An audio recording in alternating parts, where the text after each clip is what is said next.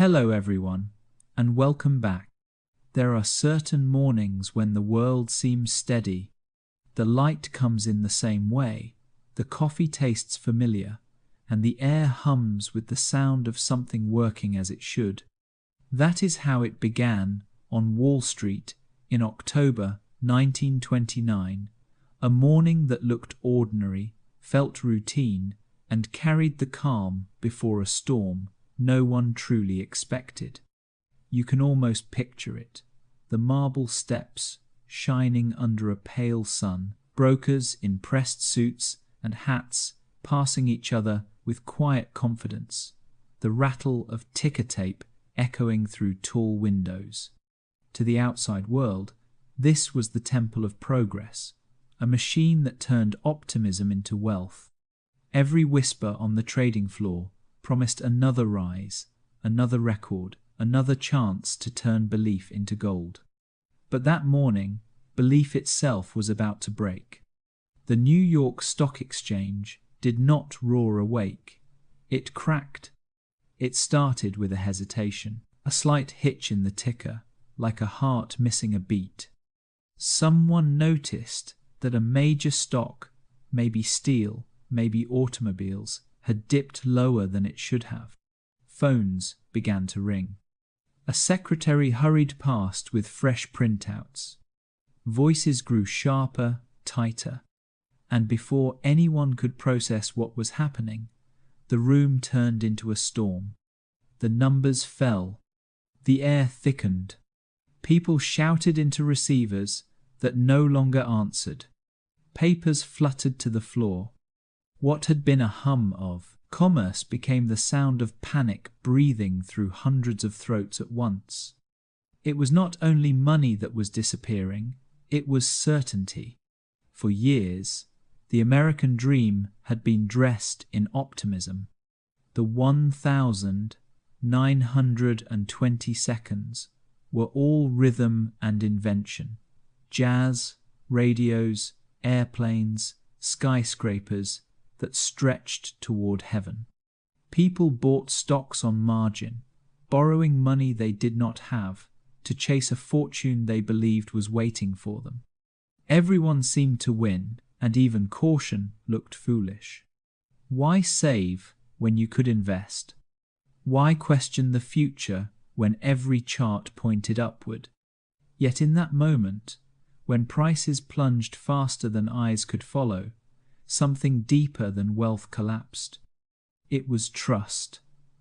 Trust that the system made sense, that hard work and belief could outpace risk. The market had been a mirror, reflecting a nation's confidence. Now it showed only fear. Imagine standing there, your tie too tight, your hands damp, your voice hoarse from calling clients who suddenly stopped answering. The floor beneath you feels unsteady, as if the marble itself knows what is coming. Outside, the street fills with rumor. The newspapers will later print headlines of doom. Some will claim people leapt from windows that day. In truth, few did, but the myth survives because it felt true. People felt like jumping. Because when everything you built in your mind evaporates, falling becomes a metaphor you can't escape. The fall was not only financial, it was psychological. To understand that morning, you have to step into the minds of those inside it.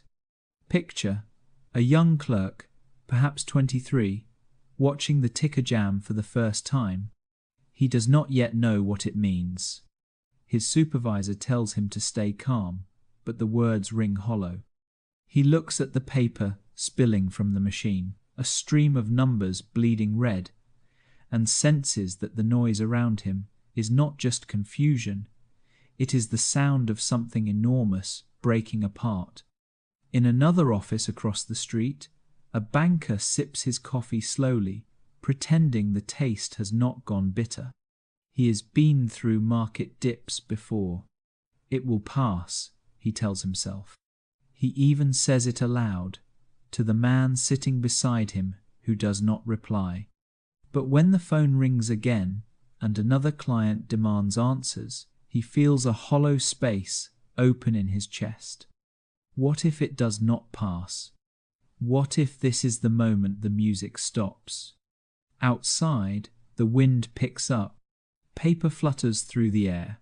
Cancelled orders, frantic notes, headlines half-printed. Men stand in clusters near the exchange doors, waiting for news that changes by the second. No one knows which rumour to believe. Some say the bankers' consortium will save the day. Others whisper that the banks themselves are drowning. A woman selling newspapers on the corner counts her coins twice. Even she can feel it. The city's heartbeat stuttering, and somewhere a journalist types the words Wall Street in panic. It will become tomorrow's truth. By mid-afternoon, the floor is chaos. Prices are collapsing so fast that clerks can't update the chalkboards quickly enough. The ticker runs hours behind real time. Investors crowd around, demanding updates, their faces pale with disbelief. There is sweat on every collar, ink on every cuff. The air smells like smoke and anxiety. Someone jokes that the market just needs a long weekend. The laughter dies before it finishes. The most haunting thing about that day is not the noise, it is the silence that follows. After the bell finally rings, the room does not empty right away. People linger, staring at the floor, not speaking. Some pick up scattered papers, fold them neatly, then drop them again as if realizing it no longer matters. The market is closed, but the damage keeps working its way outward, invisible and unstoppable. For some, it is just numbers. For others, it is everything: homes mortgaged, savings borrowed, reputations built on borrowed trust. That night, offices stay lit long past midnight as men rewrite ledgers, searching for logic in the wreckage. There is none. When dawn comes again, it feels different. The sunlight still touches the same marble steps, but the men who walk up them carry something heavier than briefcases. They carry shame, confusion, disbelief. They used to talk about opportunity. Now they whisper about survival. It is easy, decades later, to think of the crash as a line in a history book, a cause, an effect, a number. But in 1929, it was not an event. It was an atmosphere. It seeped into coffee cups, into headlines, into the nervous laughter of people pretending everything was fine. And maybe that is why the story still echoes. Because we recognize the pattern. We know what it feels like when confidence blinds us. When optimism becomes arrogance. When we think the ladder has no end until it gives way beneath us. What collapsed that morning was not only the market, it was a kind of faith, the belief that prosperity was permanent. That risk was an illusion. The crash did not invent fear, it revealed it. Decades later, the images remain vivid, ticker tape swirling in the gutters like snow, shoes scuffing across marble floors, a man standing still while the crowd rushes past him. He does not move because he can't yet believe it is real. He thinks maybe if he stands still enough, the world will rewind. But time does not rewind. The crash spread like water through cracks into small towns, factories, farms. Banks folded. Jobs vanished. Families lined up for bread. And yet, at the center of it all, the moment of collapse remained strangely quiet. It was not a cinematic explosion. It was the slow recognition that things do not always break loudly. Sometimes they just stop working. That truth unsettles us even now. Because most people imagine disaster as visible, flames, alarms, screaming crowds. But the greatest collapses are often invisible while they are happening. They begin as hesitations, ignored warnings, small patterns no one wants to see. The men and women of 1929 did not wake up planning to witness history. They woke up planning to work, to trade, to meet clients for lunch. By sunset, some of them no longer had jobs, homes, or confidence. The world had shifted beneath their feet, and there was no script for what came next. Yet, amid the wreckage, something else quietly persisted. People still gathered for dinner, even if the portions were smaller. Someone still played a piano in a dim bar, the melody softer but alive. The city did not vanish. It adapted. The same buildings that echoed with panic by day glowed faintly with resilience by night. That is the paradox of collapse, destruction, and endurance share the same space. Even as things fall apart, life keeps going in stubborn, quiet ways. Looking back, the crash seems inevitable, a correction waiting to happen. But inside that moment, it was chaos without context. No one knew how deep it would go or how long it would last. That is what makes it haunting, the unknowing, the realization that certainty is a luxury, not a guarantee. So, when we talk about the moment of collapse, we are not really talking about Wall Street or stocks. We are talking about the instant when reality reclaims its power from illusion. When the story we have told ourselves about wealth, about progress, about control meets gravity, and gravity always wins. In the days that followed, people searched for reasons, for villains, for signs they should have seen. Some blamed speculation, some greed, some fate. But the truth was more ordinary. The system was built on faith, and faith is fragile when measured in dollars. Still, there is something deeply human about it. The need to believe, to trust that the line keeps going up, to think we have finally mastered uncertainty. Maybe that is why the story of 1929 feels timeless. Because it is not just about markets. It is about us. We build things, businesses, identities, dreams, and we forget that they rest on something as uncertain as confidence. We celebrate the rise and ignore the cracks. Until one morning, the light hits differently, the ticker stutters, and the hum turns to a roar. That is the sound of illusion breaking. And yet, even then, the story is not over. Because for every collapse, there is someone who stays, who rebuilds, who refuses to let fear write the ending. The crash was brutal, yes, but it was also a reminder that even in failure, there is proof of endurance. When the dust settled, the marble still stood, the sun still rose, and the world kept trying. Maybe that is the quiet truth hidden in the noise of 1929, that we fall, we panic, we lose, but then, somehow, we live again. There is a particular kind of silence that only exists before something breaks. Not the silence of peace, but the silence of too much ease. That is how America sounded in the months leading up to October 1929.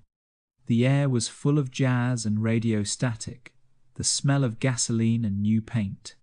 Cars were multiplying on the roads, cities were glowing brighter each night, and people spoke of prosperity as if it were permanent.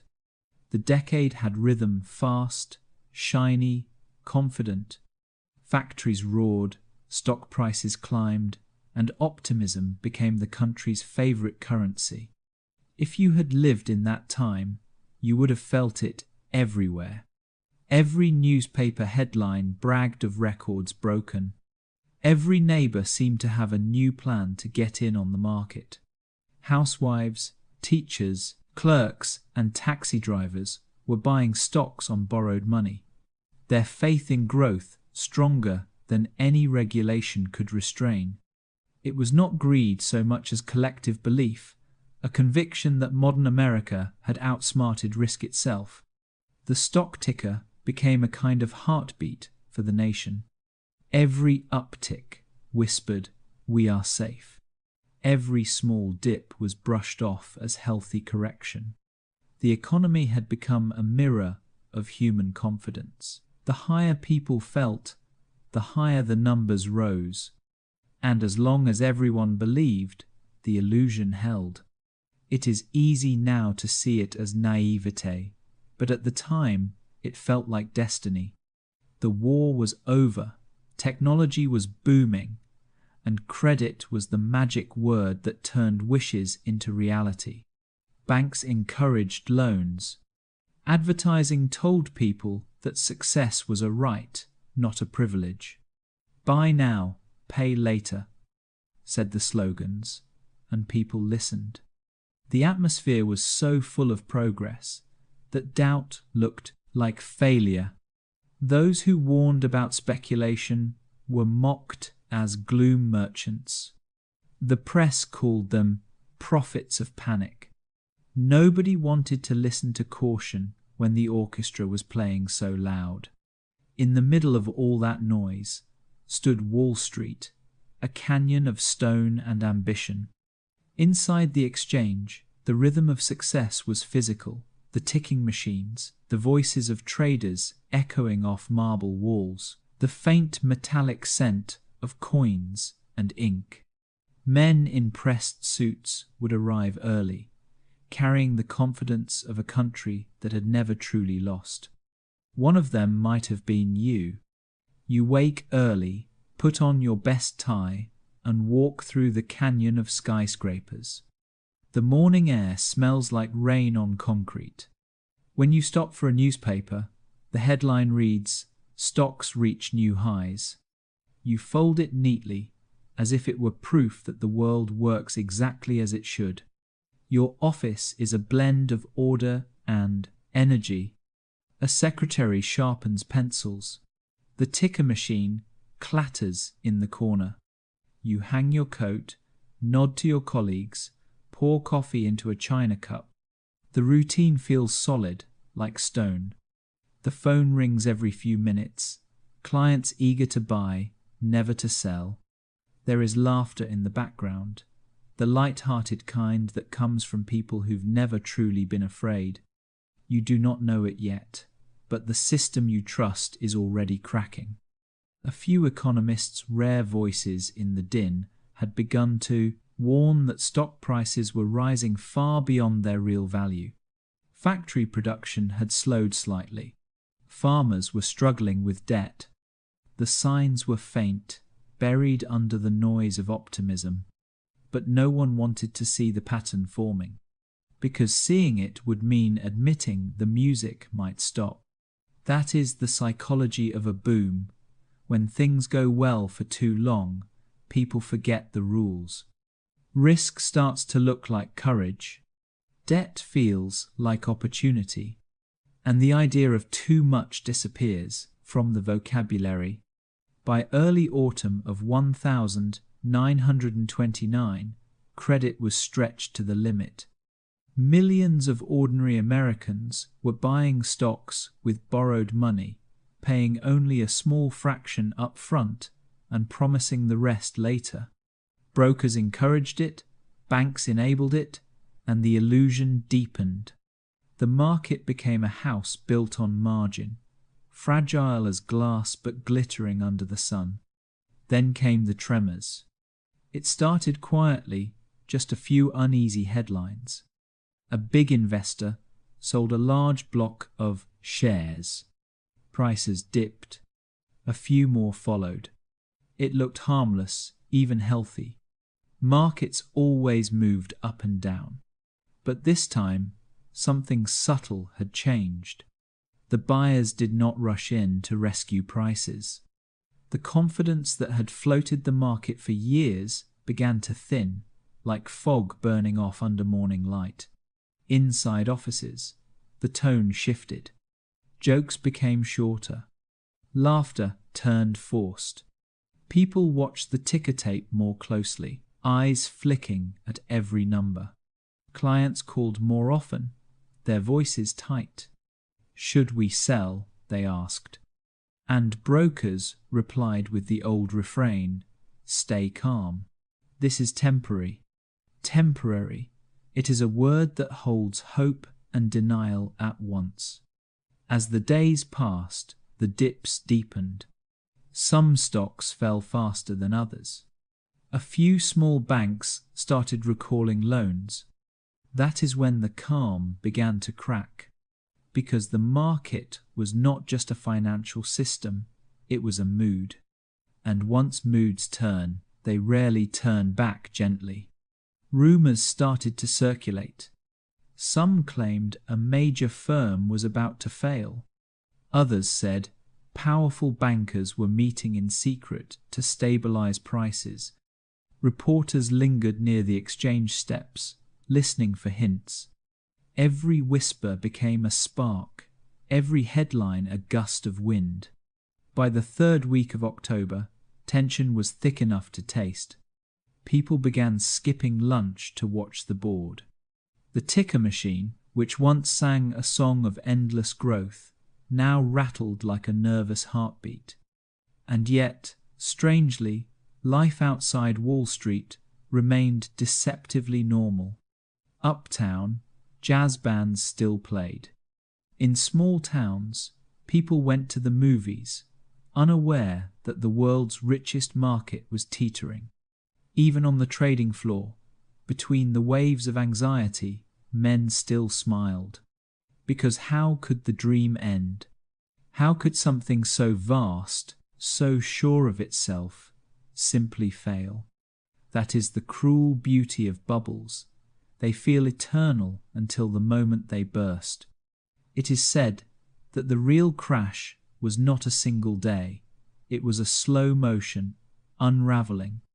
Each moment of calm only disguised the next wave of collapse. Behind every polite smile, every calm reassurance, was the same quiet question. What if we are wrong this time? The newspapers kept publishing cheerful editorials. Politicians promised stability. But beneath the optimism, something ancient stirred, the old fear of losing control. It had been buried for years under jazz and champagne, but it was still there, waiting. By the time the market opened on the morning of October 24, that fear had found its voice. Traders arrived early, faces drawn, eyes scanning headlines. A few said nothing, just went straight to their desks. Others cracked small jokes, trying to ward off the inevitable. The ticker began printing, and at first it was calm numbers holding steady, then dipping slightly. Then the orders began to flood in. Sell, sell, sell, and the silence that had lingered for months shattered.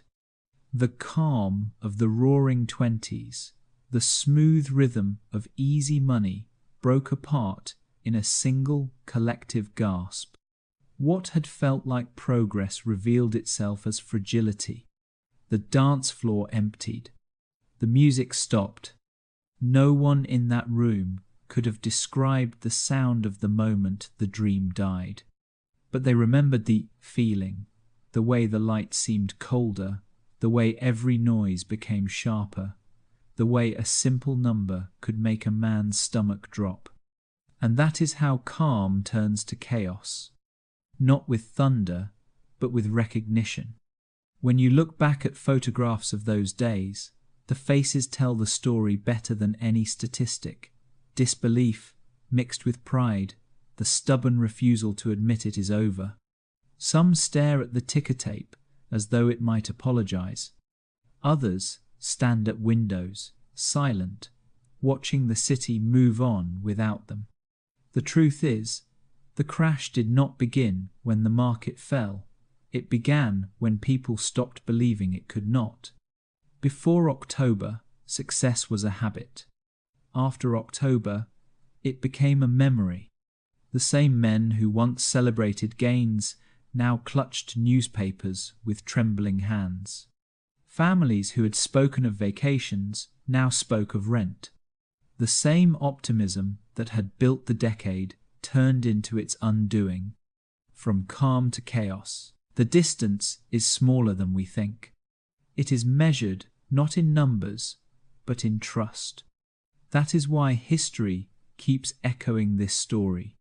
Not because of how much money was lost, but because of how quickly belief can vanish. Every age has its version of the calm, the illusion that progress is permanent, that systems can't fail, that the tide will never turn.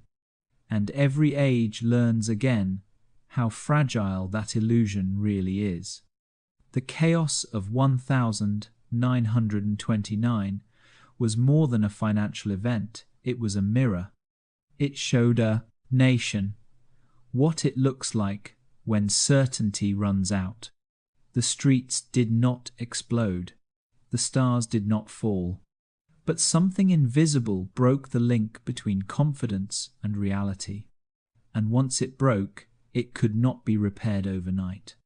The years that followed would bring hardship, reform, and rediscovery. But on that quiet morning, when the market first trembled, all of that was still unseen.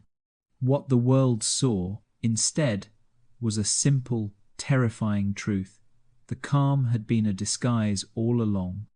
The New York Stock Exchange was never meant to be silent. It breathed in shouts, in the thump of shoes against marble, in the metallic whir of the ticker machines printing fortunes line by line. On an ordinary day, the floor was chaos in harmony, 100 conversations overlapping, each one a different note in the same song of ambition. But on October 24, 1929, that music twisted. The first minutes after the opening bell felt normal enough. Brokers called out bids. Runners darted through narrow aisles with slips of paper. Clerks scribbled numbers faster than their pencils could keep up. The ticker machine hummed in rhythm with confidence. It was supposed to be just another morning. Then, quietly, the numbers started to fall. At first, no one panicked. Stocks dipped all the time. A few murmured about profit-taking, others about healthy correction. You told yourself the same thing markets breathe. They expand and contract, and this was just a deep breath before the next climb. You said it again, out loud this time, to convince yourself. But then the orders came faster. Sell, sell, sell. The ticker stuttered, jammed for a second, then started again, spitting out figures so low that one broker swore it must be broken. A murmur spread through the floor, heads lifted from ledgers. Someone shouted across the room, "Is this right?" No one answered. The air thickened. You could hear it, the pitch of voices rising, the scrape of shoes, the tremor in laughter that no longer sounded like laughter. Phones began ringing non-stop. Clerks dashed between desks, papers spilling from their hands. One man near the entrance tried to light a cigarette 3 times before giving up. The ticker could not keep up anymore. Prices were changing too quickly. By the time a trade printed, it was already wrong. The room was working blind. That is when the shouting began. Sell it all. One client screamed through the telephone line. Another begged, "Hold, please just hold." You looked around and saw men you thought were unshakable, leaning against their desks, faces grey. The marble walls that once seemed proud now just felt cold. Someone near the center of the room dropped a stack of reports, and the fluttering papers drew every eye for a second, like birds startled by thunder. And still the numbers kept falling. For hours, the ticker tape poured out like confetti at a funeral. The paper coiled on the floor in white drifts, winding between black shoes polished that morning for a different kind of day. It was like watching snow fall inside a furnace, quiet, endless, unreal. A few men tried to keep order. Senior brokers shouted commands, their voices cutting through the panic like whip cracks. Stay at your posts, no one leaves the floor. But their authority was shrinking by the minute. Fear moves faster than leadership. By mid-morning, the noise was unbearable. The phones had become conduits for dread. A clerk ran past you, face pale, muttering something about another bank calling in loans. The smell of sweat mixed with cigarette smoke and ink. The whole room pulsed with heat. And somewhere above the noise, someone laughed. Not because it was funny, because disbelief had nowhere else to go. By noon, people stopped pretending. The laughter died, replaced by an eerie rhythm of voices calling out figures like confessions. Steel, 195. No, centot tanta due. Now, 169. General Electric, down 20 points. Radio, half its value. There was a sound that day. No one forgot the clatter of the ticker when it jammed completely. Then started again, printing losses like a drumbeat. Outside, crowds began to gather. The word had spread beyond the exchange. Something was happening, something bad. By early afternoon, thousands of people stood in the narrow street, craning their necks, watching the windows. You stepped to the edge of the trading floor and looked through the glass. The crowd below looked like a single organism, heads moving together, waves of murmurs rising each time a runner came down the stairs with an update. Some faces were angry, others blank. Everyone was waiting for a miracle that was not coming. Back inside, the exhaustion began to show. Ties loosened. Shirts clung to backs. The heat of too many bodies, too much fear, made the air thick enough to taste. You could hear whispers about men ruined before lunch, entire firms evaporating between phone calls. The ticker, once a symbol of progress, now looked like an executioner's tool. A runner stumbled, caught himself, and laughed bitterly. "I have been running numbers since I was 16, he said to no one. "Guess this is the day they run me." The floor had become a stage for disbelief. Each man trying to appear composed while privately counting the pieces of his life he might still save. A few shouted instructions into phones that no longer connected anywhere. Others just stared at the walls, lips moving, in silent arithmetic. The exchange officials called for calm. The loudspeaker crackled with reassurances from major bankers, promising stabilization. For a moment, the volume dropped. People stopped moving, as if the words could somehow glue the world back together. But then, another wave of sell orders hit the floor, and the roar came back louder this time. You realized something simple and terrible. No one was in control anymore. That was the real shock, not the losses, not the numbers, but the discovery that the entire system everyone trusted was running on faith alone. The structure had no engine once. Belief stopped powering it. It is said that people fainted that day. A few did, but most stayed standing, out of pride, out of habit. They kept writing, shouting, trading as if the performance could change the ending. By late afternoon, Voices were hoarse. The floor smelled of panic and paper dust. You saw one of your colleagues, an older man with silver hair, staring at the ticker as if it were an old friend dying in front of him. When someone touched his shoulder, he flinched. Then, quietly, he said, "It is all gone." Those words carried farther than he intended. You could feel them pass through the room like a chill. It is all gone. And in that moment, something collective broke. When the bell finally rang, signaling the end of trading, the noise did not stop right away. It hung in the air, a ghostly echo of what had been normal just a day before. People stood frozen for a few seconds, as if waiting for permission to breathe again. Then, slowly, they began to move. Some gathered their papers mechanically, though the numbers meant nothing now. Others simply stared at the ticker tape on the floor, white against black shoes, and walked out without saying a word. The street outside was darker than usual, the sky heavy with late autumn haze. The crowd had thinned, but not vanished. Reporters hovered near the entrance, pencils ready. A man brushed past you, muttering, "It will come back tomorrow." Maybe he believed it. Maybe he needed to. You stepped onto the sidewalk. The echo of footsteps, the rustle of discarded tape in the gutter, it all felt unreal, like a dream unspooling.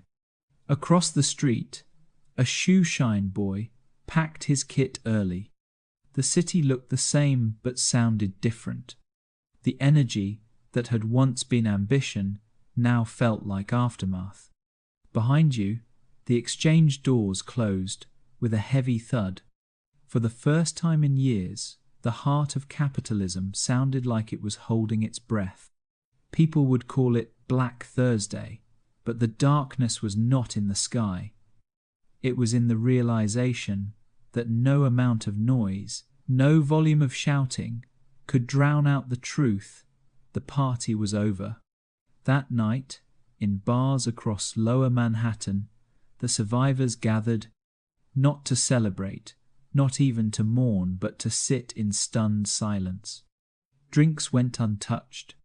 Conversations started and died in mid-sentence. Someone ordered another round, then left before it arrived. The trading floor had followed them there, the echo of the day replaying in their heads. The paper snow, the smell of sweat and ink, the moment when the numbers turned from fortune to fiction. And for many, that sound never left them. Because once you have stood inside a system collapsing under its own weight, every future success carries a shadow. You learn that order is temporary, that confidence is fragile, that progress hums only as long as people keep believing in the hum. That is what the trading floor taught the world in 1929. Not how to make or lose money, but how quickly certainty can dissolve into noise. When the dust of panic began to settle, stories rose to take its place. It is what humans do when chaos leaves them speechless. We build narratives to fill the silence. In the days after the crash, the most enduring story took shape almost instantly. That men in suits, brokers, bankers, millionaires, had hurled themselves from office windows in despair. The suicides of 29, the headlines called them.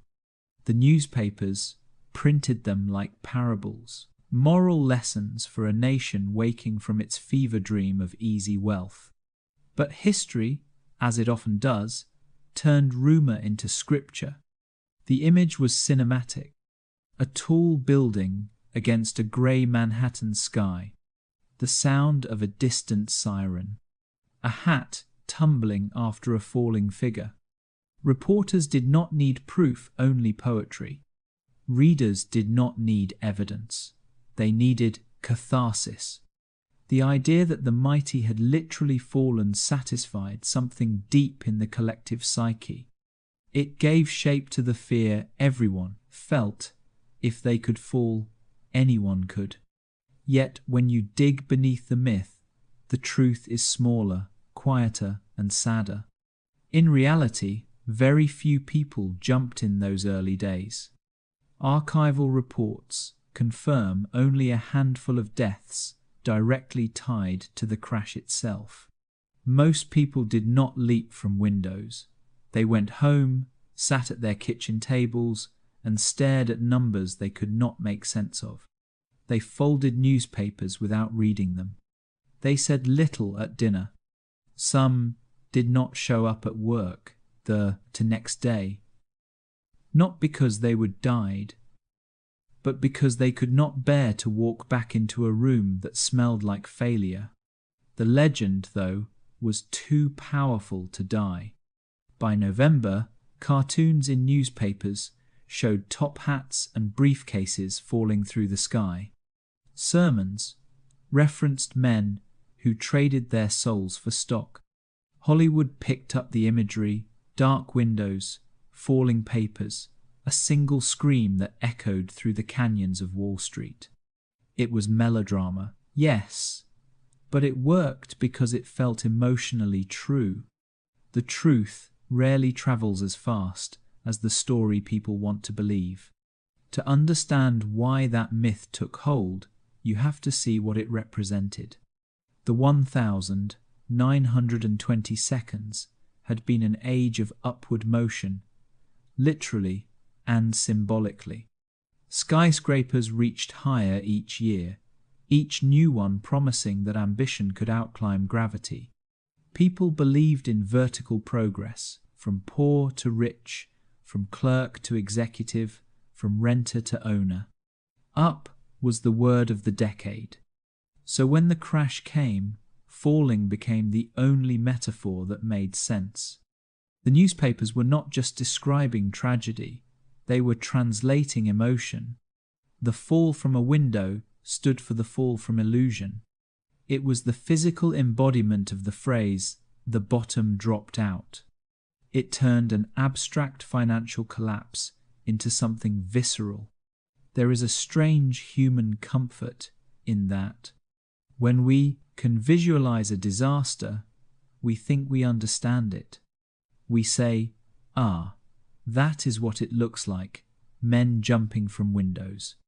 It is neater than the truth, which is harder to digest, that collapse often happens in stillness, in silence, in invisible ways.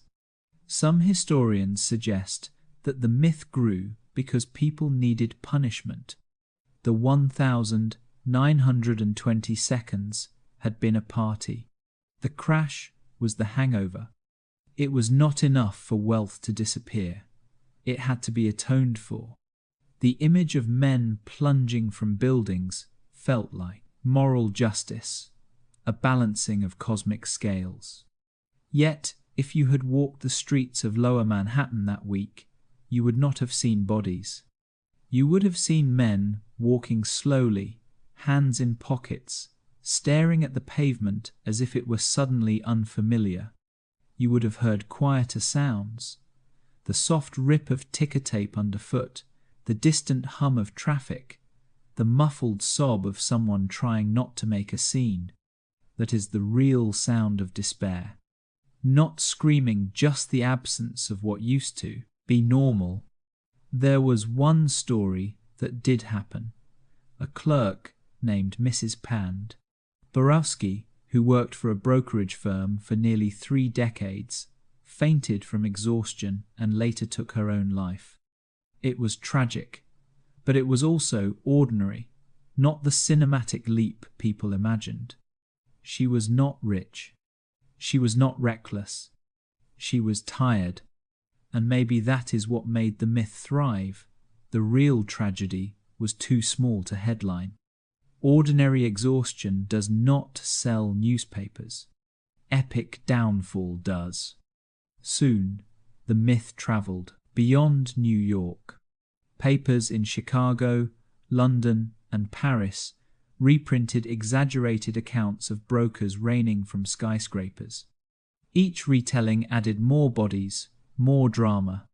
It became not just an American story, but a global cautionary tale, a reminder that capitalism, like Icarus, could fly too close to the sun.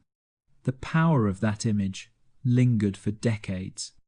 During later recessions, 1946, 1987, 2008, the same headlines reappeared. Will history repeat itself? The photograph of Wall Street's facade, the shadowed windows, the fear of falling, it has become shorthand for financial apocalypse. Even now, when markets dip, social media jokes resurface about open windows on Wall Street. It is morbid. Yes, but it shows how myth outlives reality. There is something telling about that endurance. The crash became not just an event, but a parable of hubris. The myth of the jumpers offered a simple narrative. Greed leads to ruin, arrogance leads to fall, excess invites gravity. It is easy to understand, easy to moralize, and in that simplicity lies its strength. But the truth, as always, is more complicated. The real victims were not the caricatures of top-hatted millionaires throwing themselves from penthouses. They were everyday people whose worlds shrank: overnight secretaries, factory workers, small-town shopkeepers. They did not fall from windows. They fell quietly through the cracks of a collapsing economy. There is a kind of dignity in their silence. No grand gestures, no newspaper front pages, just persistence, the long, slow work of surviving humiliation. That is why the myth matters, even as a lie, because it reveals something honest about fear. We would rather imagine a dramatic end than face a long uncertainty. We want closure, even if it is fabricated. The jumpers gave people that closure, a way to turn confusion into a story with a final image. But look closer, and you will see the deeper irony. The myth of falling was born from a culture obsessed with rising. America had built its identity on ascent, the dream of reaching higher, earning more, building bigger. The skyscraper was not just architecture, it was ideology in stone. Every floor up meant success, and the sky itself became a symbol of limitless potential. The fall was never supposed to happen. So when it did, it needed myth to make sense of it. In that way, the story of the jumpers was not about suicide. It was about disillusionment. A society that believed in endless ascent suddenly met gravity, and the shock was too much to process without turning it into legend. Decades later, historians, journalists, and economists have debunked the tale again and again. But myths are stubborn. Facts can correct the record, but they can't erase the emotional truth people cling to. The image of a man standing at a window, realizing too late that belief can't defy gravity, it stays. Because it feels true, even if it is not. And maybe that is what makes it so haunting. The myth of the fall is not really about 1929. It is about all the moments when human confidence meets the edge of its own creation. It is about the way we build towers of money, of ego, of faith, and forget that every tower casts a shadow. When the wind changes, when the foundation shifts, when the numbers start to crumble, we look down and remember how high we have climbed. That is when fear becomes physical. Not because we are about to fall, but because we realize we were never built to live this high without balance. The window becomes a mirror. We see ourselves reflected in it, not jumping, but staring, wondering how it all went wrong. And perhaps that is why the myth endures, because it is not about those men in 1929. It is about us, about what happens when belief outruns reason, about the human need to find beauty, or at least meaning, in collapse. Maybe we keep retelling it because, deep down, we know how close we all are to that window standing at the edge of something we thought was solid, watching it tremble, and pretending we are not afraid. When myths harden into memory, the real faces behind them start to blur. That is what happened in the weeks after the crash rumor replaced reality, and the quiet truths got buried under headlines that needed drama. The truth was far less cinematic, far more human. In the aftermath, New York did not look like a battlefield. It looked like a city holding its breath. Offices stayed open, though quieter. Newspapers fluttered in gutters, their ink still shouting panic from yesterday. Men who had once walked with quick, confident strides now moved slower, like they were listening for aftershocks beneath the pavement. Most people did not leap from windows.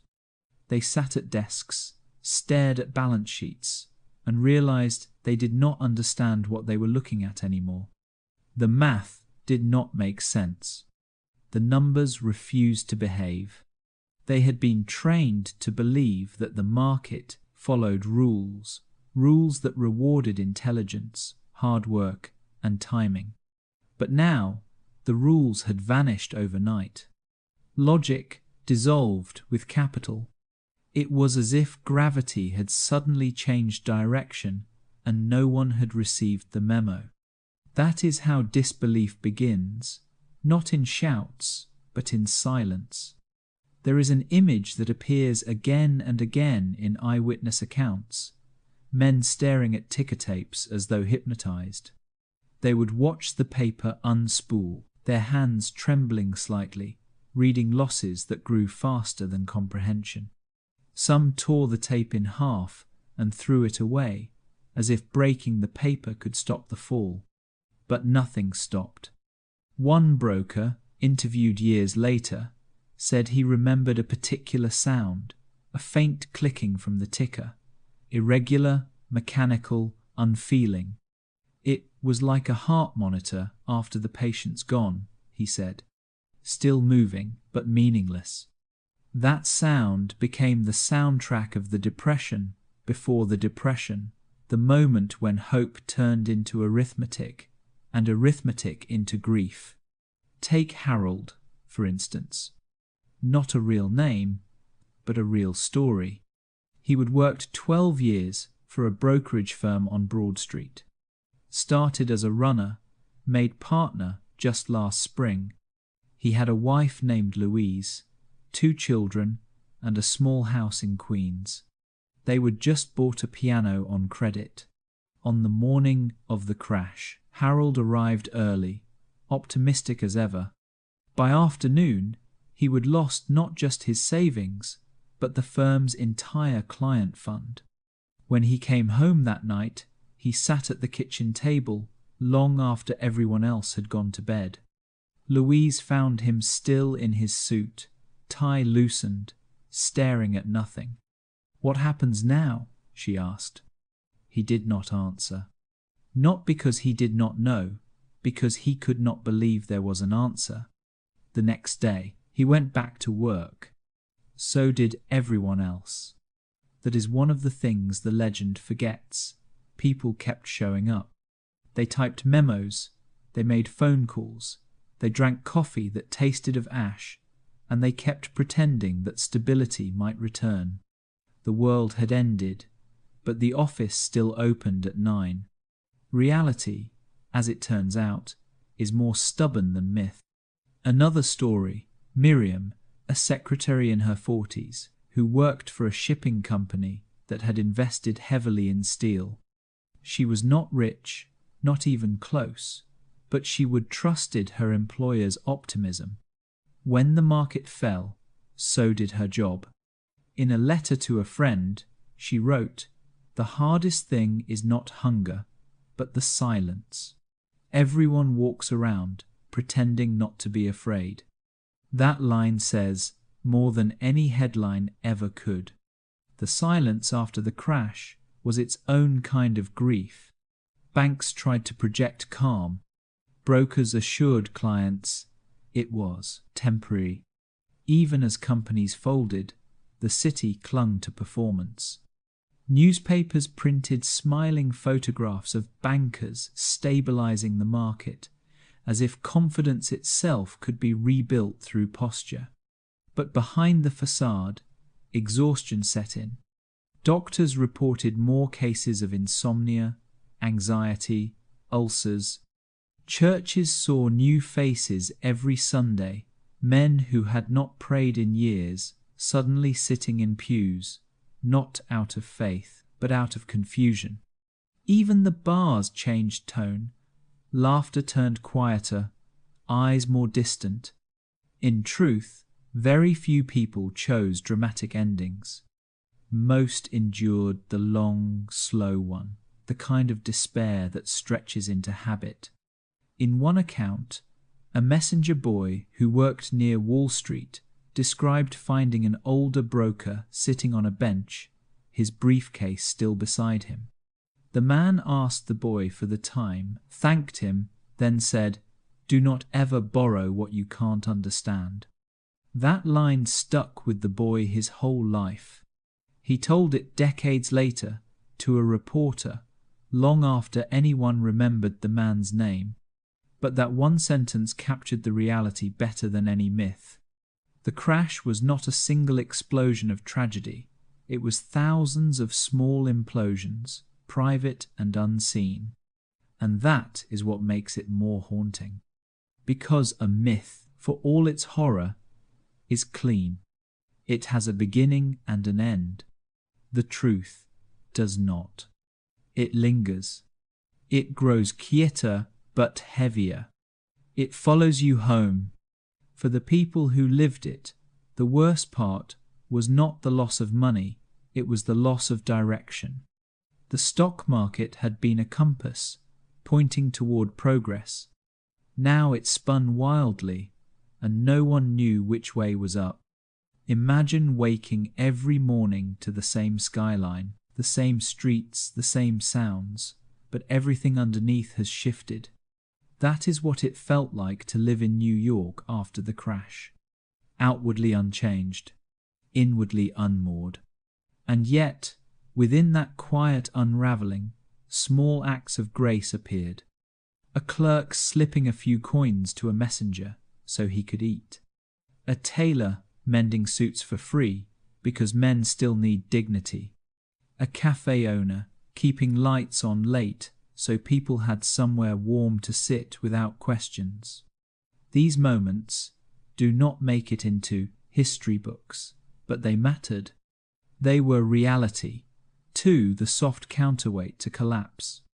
The legend of the window jumpers made the story grand. The truth made it human.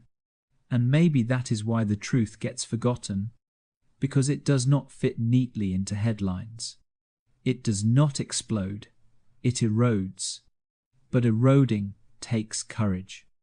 The men and women who stayed, who rebuilt, who learned to live without certainty, they carried the real burden of that era. They did not leap, they endured. Years later, when historians asked survivors what they remembered most, few mentioned panic. Most mentioned the quiet, the long walks home, the taste of cheap coffee, the feeling of walking into an office and pretending it still meant something. One said, "It was not the crash that changed us. It was the days after, when we realized the world goes on, even when you do not know how to." That sentence might be the truest thing ever said about 1929. The stories that survive of ticker, tape, of falling men are convenient symbols, but the reality behind them is more intimate, more painful, and somehow more hopeful. It is about the slow, stubborn nature of survival. Because when belief collapses, something else quietly rises to replace it not immediately, not cleanly, but eventually. Faith returns in smaller forms. A man sweeping the same steps every morning because routine is the only thing left to trust. A woman setting the same table even when dinner has grown meager. People learning that the opposite of collapse is not recovery, it is endurance. So maybe the myth had its place. It gave shape to a fear too big to name. But the truth, the real, unembellished truth, is what teaches. It reminds us that most of the world does not end in spectacle. It ends in silence, and then, if you are lucky, it begins again. And that is the part worth remembering, not who jumped, but who stayed. If you want to understand a collapse, do not start with numbers. Start with people. Statistics can tell you how deep the crash went, but they can't tell you what it felt like to sit in the middle of it.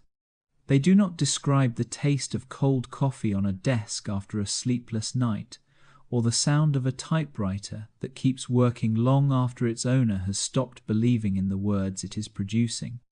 The crash of 1929 was not an abstract economic event. It was a collection of faces, gestures, pauses. It was Harold, adjusting his tie one last time before stepping into an office that no longer existed. It was Louise, hiding an unpaid bill beneath the sugar jar so her children would not see it. It was the boy in the shoeshine chair, overhearing businessmen whisper the word ruined as though it were contagious. Every era has its tragedies, but the Great Crash was unique because it took everything familiar and made it unrecognizable. The city still looked the same towers, same avenues, same rhythm of traffic, but something invisible had shifted inside the people who walked those streets.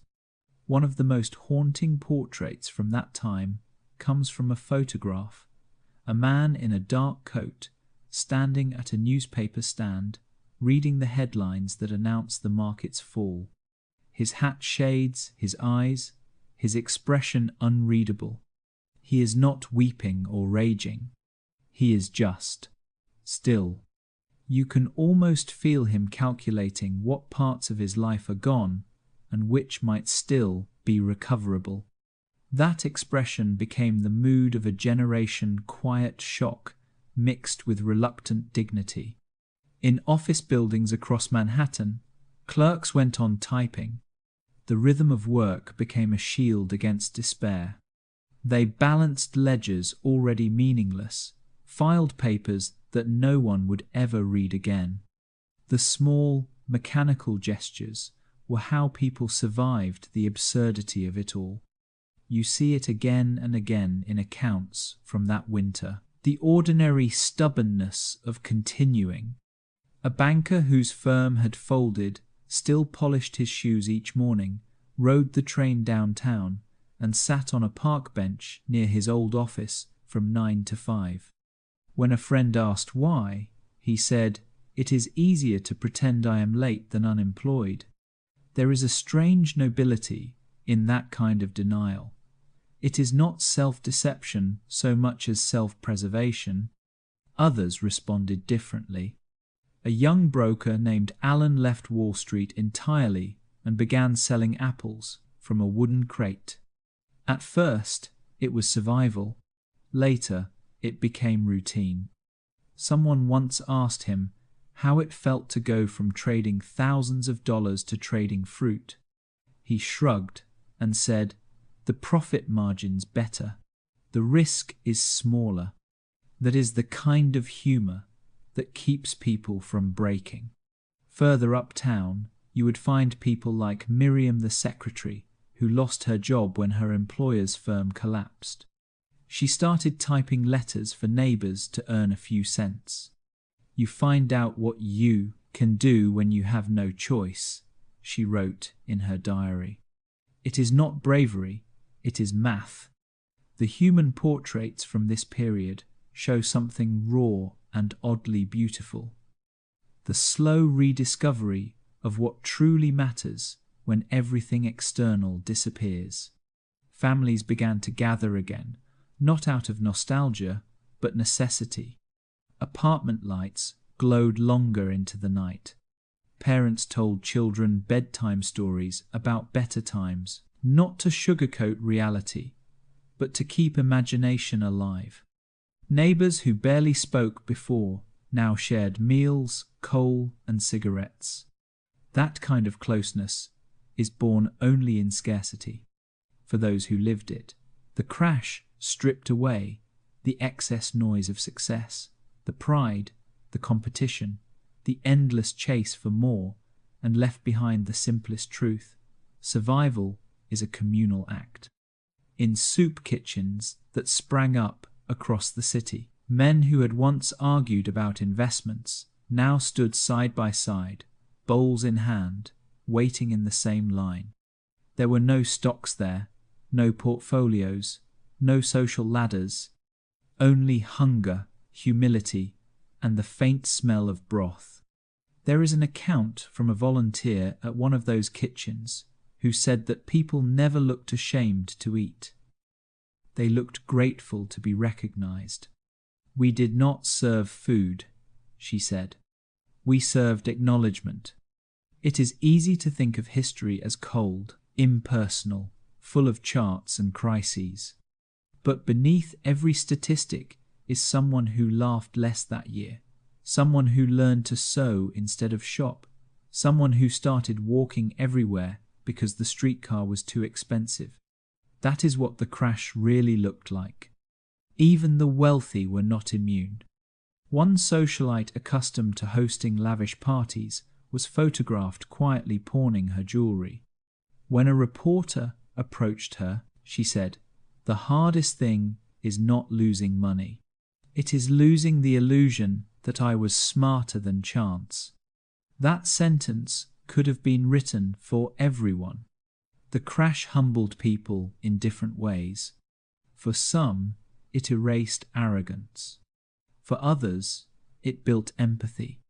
For many, it forced a new kind of honesty, the kind you can't buy. The stock exchange had been built on the idea that everything could be calculated. That uncertainty was a puzzle waiting to be solved. But life, it turned out, was not arithmetic. It was weather, and weather can't be controlled, only endured.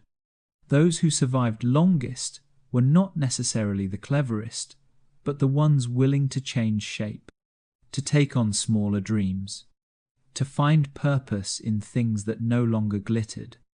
By the time winter set in, Wall Street had quieted into something almost solemn.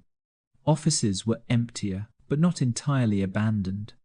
The people who remained carried themselves differently, less swagger, more steadiness. There is a diary entry from a clerk in December 1929 that reads, "It is strange. The city feels lighter now that everyone's stopped pretending to be rich." It is not cynicism. It is relief. In crisis, pretense dies first. And in its place, humanity begins to show. Even art changed. Writers and painters started depicting ordinary lives again: crowded kitchens, empty pockets, tired faces. They stopped painting skyscrapers and started sketching streets. The distance between ambition and humility grew shorter. And in that strange, painful transformation, America began to rediscover itself. Because when illusions fall away, what is left is not emptiness, it is raw material, the bones of a society learning how to breathe again. The crash did not just break fortunes, it revealed character. It showed who could adapt, who could care, who could stay kind even when stripped of comfort. One newspaper in 1930 ran an article titled "The New Millionaires of Dignity." It described barbers, teachers, shop clerks, and former brokers who had begun organizing community aid networks. People who once measured success in profit now measured it in usefulness. That is what tragedy does. It resets the scale. Even now, nearly a century later, the human portraits from that era remind us that collapse does not only destroy it, clarifies. It asks hard questions. Who are you when the market stops answering? What remains when the noise fades? For some, the answer was despair. For others, it was rediscovery. The crash stripped the shine from the decade, but it also stripped the fear from many hearts. Once you have seen how quickly the world can change, you stop clinging to illusions. You learn that value is not printed on stock certificates. It is built in relationships, in integrity, in the ability to start again. There is a photo from 1930 that captures it perfectly. 3 men standing in the snow outside the exchange, sharing a cigarette, laughing quietly. Their clothes are worn, their eyes tired, but there is warmth there. Not triumph, just endurance. And maybe that is the real portrait of 1929. Not despair, not chaos, not wealth turned to dust, but people rediscovering each other in the ruins. Because in the end, history does not remember the crash for its numbers. It remembers it for what came after. The way ordinary lives, stripped of pretense, learned to survive together. And that, more than any market recovery, was the truest form of wealth they ever found. The first shock of the crash hit fast, but its echo lasted years. It rippled outward from Wall Street into every ordinary life, seeping into kitchens, schools, and factory floors. What had begun as a problem of markets soon became a problem of mornings, how to face one more day when the familiar structure of the world had quietly disappeared.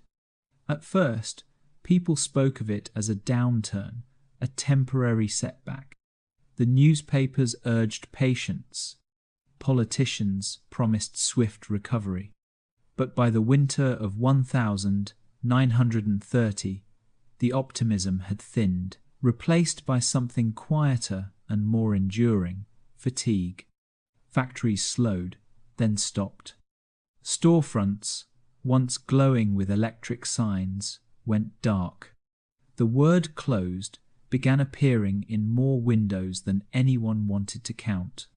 Men who had worked all their lives found themselves walking the streets in suits that no longer belonged to any job. If you passed through Lower Manhattan at dawn, you would see them standing in line outside employment offices, anxious, restless, holding hats in their hands. Some still carried briefcases, though they were empty now. It was not vanity, it was identity. The briefcase reminded them who they had been. One of those men, a former accountant, told a reporter that he kept going downtown each morning because his children thought he still had a job. "I can't bear to let them know yet," he said. "They still ask how work was." There is a kind of heartbreak in that sort of love, the tenderness of pretending for someone else's sake. By spring, the crisis had grown visible. Breadlines wound around corners, stretching through neighborhoods that had once seemed untouchable. The first soup kitchens appeared in church basements and community halls. Inside, the air was heavy with the smell of cabbage, the murmur of quiet gratitude. A volunteer recalled how silent those rooms were. They did not talk while eating. They did not want to draw attention to hunger. They wanted to disappear. That silence carried across the country. It was not the silence of peace. It was the sound of endurance. In small towns, the rhythm of life changed shape. Farmers, already struggling under debt, now found no buyers for their crops. They watched wheat rot in fields, while families in cities went hungry. Some began trading directly, bartering milk for fuel, flour for repairs. Money had become too abstract to matter. Even the cities learned new rituals. On Sunday afternoons, you would see families walking together, not to shop, but simply to pass time. Parks became sanctuaries, free, open, a place where no one asked for proof of solvency. In those walks, something tender emerged. Fathers pointing out pigeons to children, couples sitting quietly on benches, the shared relief of realizing that not everything costs money. Still, the daily grind of survival took its toll. Landlords began evicting tenants who fell behind. Families doubled up in apartments meant for one. Streets, once elegant, grew crowded, with furniture piled on, sidewalks, chairs, mattresses, framed photographs, everything that had once made a home. People would pass by without speaking. To look too long was to admit that it could happen to you next. The loss was not just financial, it was existential. In one diary from 1931, a woman wrote, "We lost our house today. I thought I would cry. But instead, I just swept the floor one last time." That is the quiet dignity that filled those years, not the heroism of grand gestures, but the small grace of keeping routine alive amid ruin. Banks, too, began collapsing one by one. Savings vanished overnight. For many, that was the final betrayal. Money was not just currency, it was trust. When it disappeared, something moral collapsed with it. People began keeping cash in jars, hiding coins under floorboards. Even when prosperity returned years later, some never trusted banks again. The human body began to carry the weight of the era. Malnutrition became common. Doctors saw new illnesses born from deprivation. Children fainted in classrooms. The lucky ones still attended school. Many dropped out to help families survive, shining shoes or selling newspapers. A teacher from Chicago remembered her students bringing sandwiches wrapped in newspaper. Some were filled only with lard or onions. They did not complain, she said. They ate slowly, like it might be their last. And yet, even in deprivation, creativity found space. People learned to repair what could not be replaced. Dresses were turned into curtains, curtains into dresses again. Shoes were resoled until the leather thinned to tissue. Mothers traded recipes for meals made from almost nothing. Bean stews, bread stretched with water, pies filled with air and hope. There is beauty in that kind of invention, even when born from despair. For some, the loss of wealth meant the gain of perspective. Without the endless climb for more, people began to look sideways instead of upward toward each other. Communities formed mutual aid groups, sharing food, work, and even music. A neighbor's piano might fill the night air again, not because life was easy, but because melody was one of the few things left unscarred by debt. The crash had leveled hierarchies in a strange way. The gap between the once rich and the always poor narrowed not through justice, but through shared vulnerability. The illusion of class superiority cracked when everyone stood in the same line for soup. In that leveling, compassion returned. A barber refused payment from men looking too proud to ask for credit. A bookseller started a read now, pay, never policy. Churches and synagogues opened doors at night to those with nowhere to sleep. Ordinary kindness became the new currency. That is the part the history books rarely capture: the subtle transformation of a nation learning humility. Wall Street, meanwhile, had gone silent. The ticker that once sang with endless optimism now clicked with mechanical indifference. Brokers walked more softly. The exchange floor smelled of dust and resignation. For many, it became a symbol of betrayal, an altar that had promised salvation but offered none. And yet, people still gathered outside as if drawn by old habit. They stared up at the building like it might apologize. That is what the crash did. It replaced faith in markets with a haunting absence. The country realized, perhaps for the first time, that progress is not permanent, that wealth is not a shield, that the world can change faster than pride can adapt. Still, amid all this, life went on. It always does. Children played stickball in alleys. Couples married quietly, rings bought second-hand. Newspapers carried stories of small triumphs. A factory reopening, a man finding work after months of searching. Each success, no matter how modest, felt like rebellion against despair. And slowly, people began to rebuild, not the economy, but themselves. They learned new ways to measure worth. A good day was not one with profit, but one with food on the table and warmth in the house. Happiness shrank but deepened. By the early 1932, the country was no longer in freefall. It was in recovery of spirit. Artists began painting breadlines. Photographers captured dust and faces with quiet reverence. Writers recorded what it meant to lose and endure. The Great Depression would last years, but its emotional foundation had been poured in those first months after the crash. Resilience made from exhaustion, solidarity made from loss. And so, when we talk about the everyday consequences, we are not really talking about economics.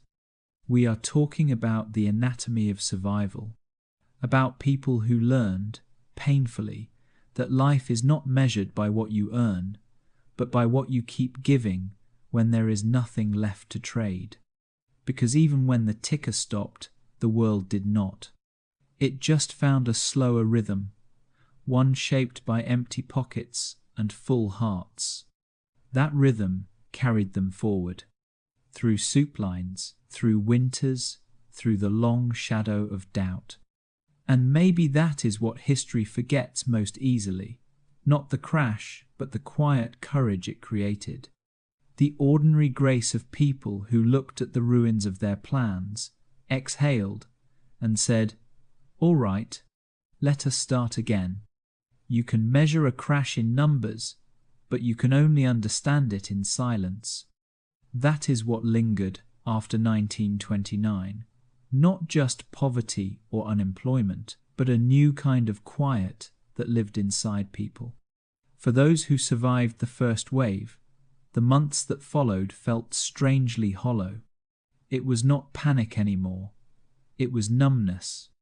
The city still moved, but more slowly. The sound of the ticker tape was gone. Even footsteps on Wall Street seemed to echo differently, as if the air itself had grown heavier. Everyone was pretending, in one way or another. Pretending not to be afraid. Pretending to still belong to a world that no longer existed. You would see it in small gestures. A man straightening his tie before walking into an office he knew might close by Friday. A woman polishing the same silverware every afternoon because routine was safer than despair. People clung to rituals, not because they meant anything, but because they were proof that time still moved forward. Psychologists had not yet invented words like economic trauma, but that is what it was. An invisible fracture that ran through entire communities. There is an account from a doctor in New York who said his patients all described the same dream, falling through empty air and never landing. That was how they experienced the crash, not as an event, but as an endless descent. The body kept moving through the motions of life, but the mind stayed suspended in the moment of loss. For many, the hardest part was not hunger, it was humiliation. In a country that had built its identity on self-reliance, failure felt like sin. People did not just lose money, they lost the story they would told themselves about what kind of person they were. A banker who'd spent 20 years climbing the ladder now found himself taking orders from a younger man at a relief agency. A father who used to provide for his family now waited in line for bread, his hands tucked into his pockets so no one would see them shake. Pride, once a comfort, became a wound.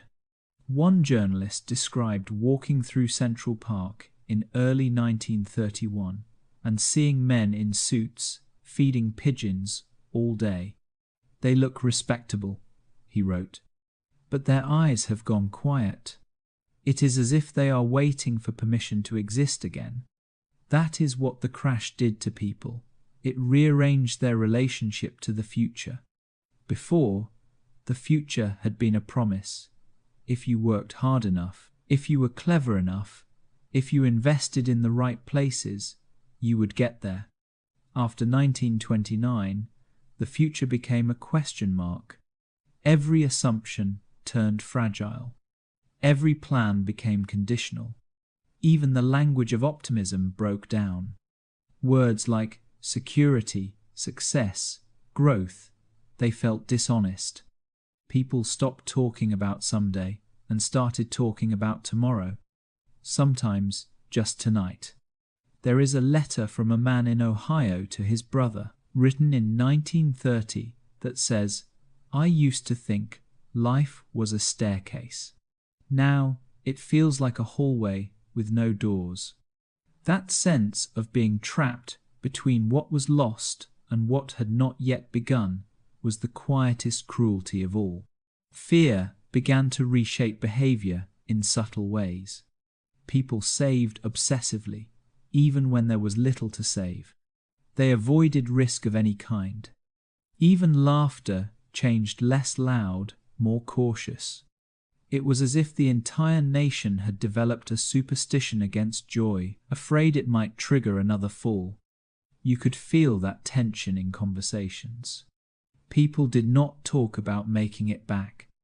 They said, "I am managing. We are getting by." It was survival disguised as modesty. In that atmosphere, shame spread like a shadow. Men avoided old friends rather than admit they would lost everything. Women hid their worn shoes under long skirts. Children learned not to ask questions. The crash was not just economic, it was emotional contagion. And yet, even in that darkness, something tender began to grow, a new kind of empathy born from shared vulnerability. People who'd once competed now looked out for each other. Former executives delivered food to neighbors. Churches organized coat drives without sermons. People began to redefine dignity, not as status, but as compassion. Still, the fear of falling again never left. It lived in gestures, the way someone folded money twice before pocketing it, the way they hesitated before buying anything unnecessary, the way they measured every decision against the memory of that one October morning.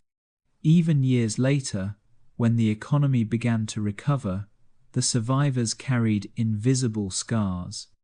Some never invested again.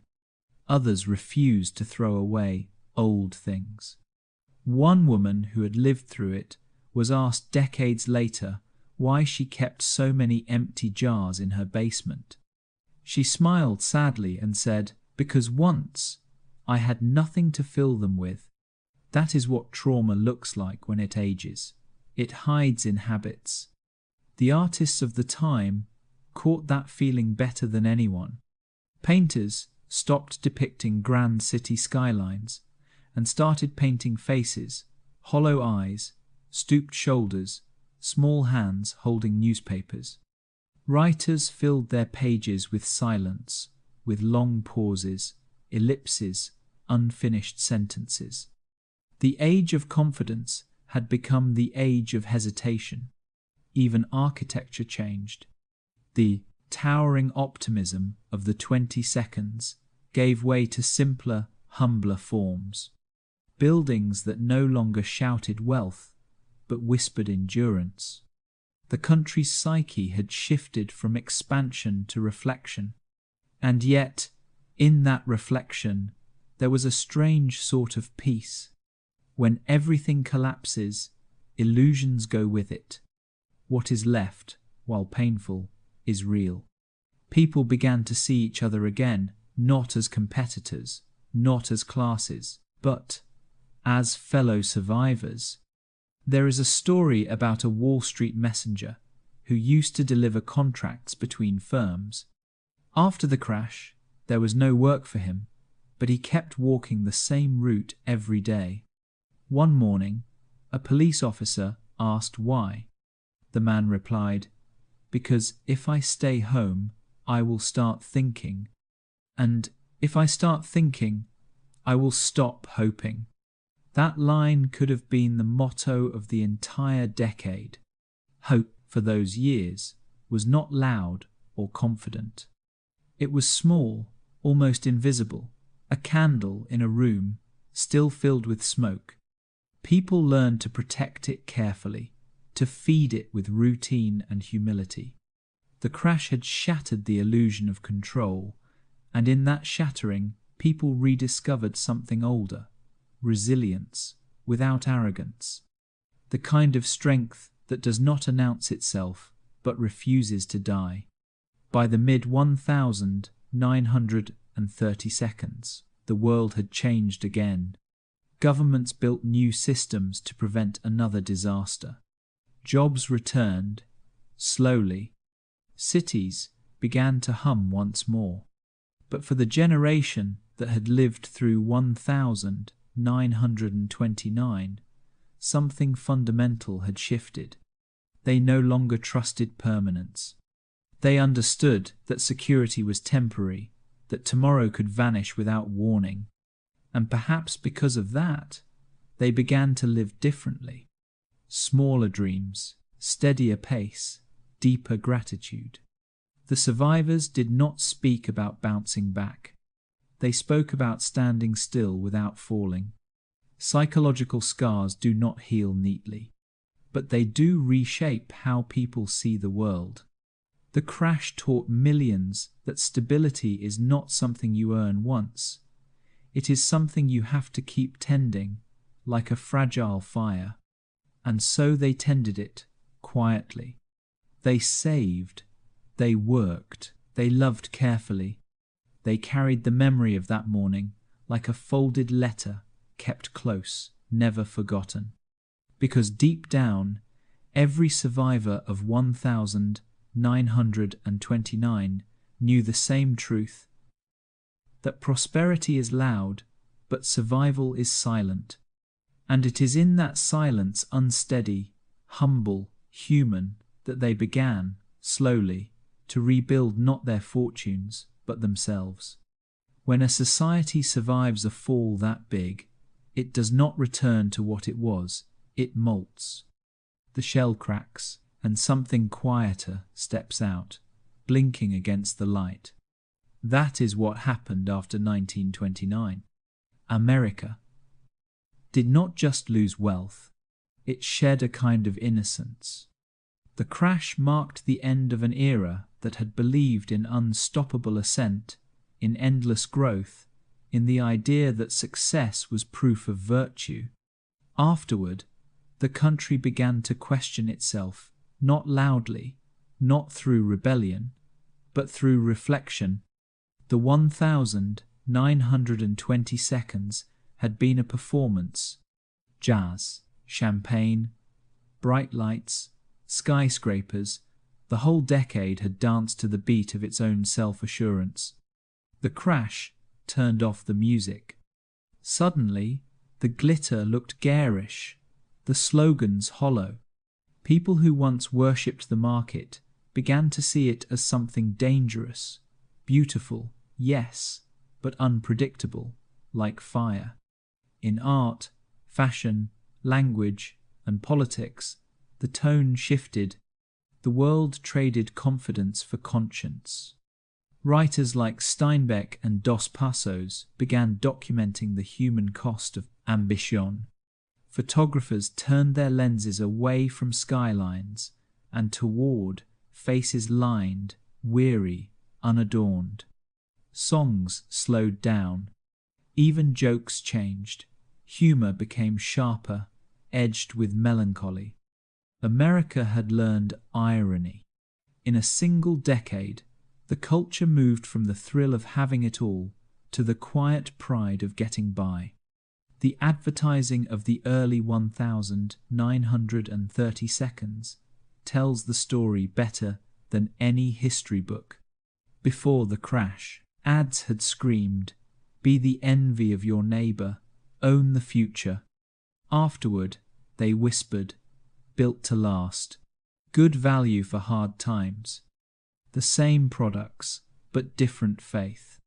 The age of excess had given way to an age of endurance. That shift seeped into homes. Frugality became a virtue, not a shame. Waste not, want not, turned from a saying into a survival code. Hand-me-downs became heirlooms. A mended shirt was not a sign of poverty, it was a badge of respectability. And behind it all, an unspoken understanding spread. The illusion of permanence was over. People stopped trusting glitter. They began trusting hands their own, their neighbors. Skill replaced speculation as the measure of worth.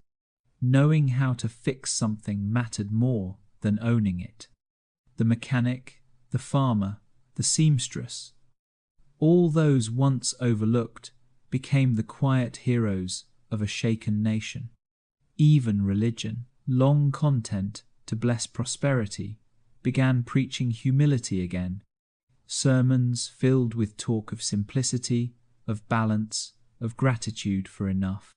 The market had once been treated like a god. Now it was just another flawed human creation, to be watched carefully, never worshipped again. That spiritual shift carried into the arts. The Hollywood of the early 1930 seconds turned darker, more honest. The glittering escapism of the silent era gave way to stories about survival. I am a fugitive from a chain gang, the grapes of wrath, gold diggers of 1933. These were not fantasies, they were reflections. The heroes were not invincible anymore. They were ordinary people trying not to drown. The same transformation unfolded in everyday conversation. Language simplified. Boasts grew smaller. The word luck replaced genius.